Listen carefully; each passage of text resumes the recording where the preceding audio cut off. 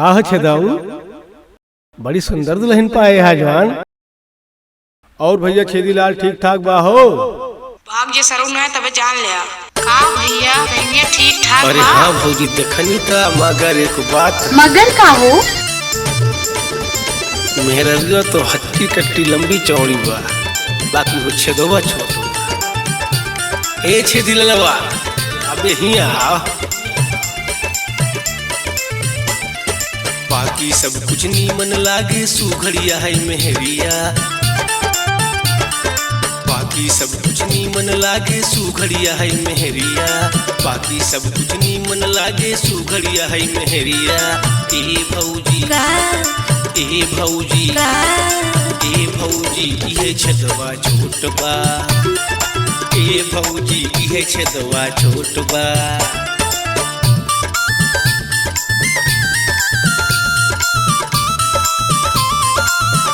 निकल लेंगे फिर।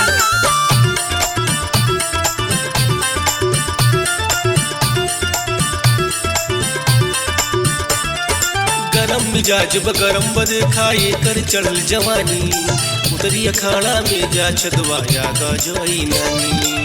छदवा छोट छदवा छोट गरम मिजाज बगरम बदे खाए कर चढ़ल जवानी, उतरी अखाड़ा में जा छदवा यादा जाई नानी। बाकी सब कुछ नीमन लागे सुघड़िया है मेहरिया, बाकी सब कुछ नीमन लागे सुघड़िया है मेहरिया, बाकी सब कुछ नीमन लागे सुघड़िया है मेहरिया।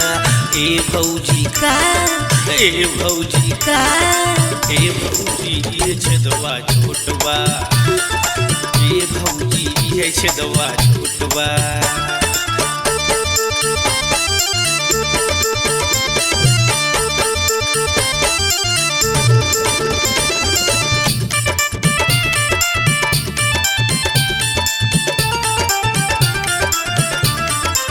अरे दादी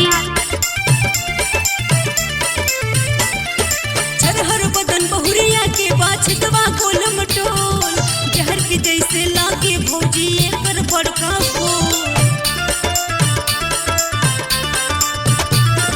छरहर बदन बहुरिया के बाछदवा गोल मटोल, जहर के जैसे लागे भौजी एकर बड़का बोल। का छदवा बाकी सब कुछ नीमन लागे सुघड़िया है मेहरिया,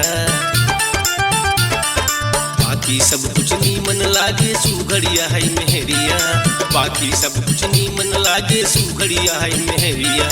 ए भौजी ए भौजी ए भौजी वह छदवा छोट बा, ए भौजी यह छदवा छोट बा। अरे कुछ खाए वाला का मिली?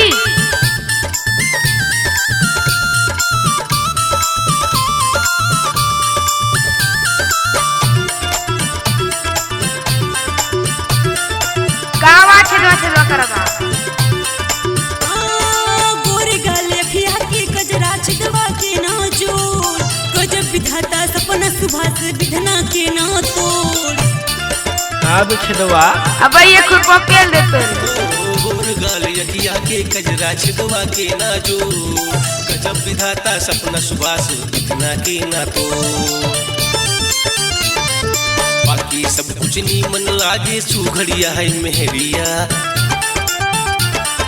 बाकी सब कुछ नीमन लागे सुघड़िया है मेहरिया, बाकी सब कुछ नीमन लागे सुघड़िया है मेहरिया।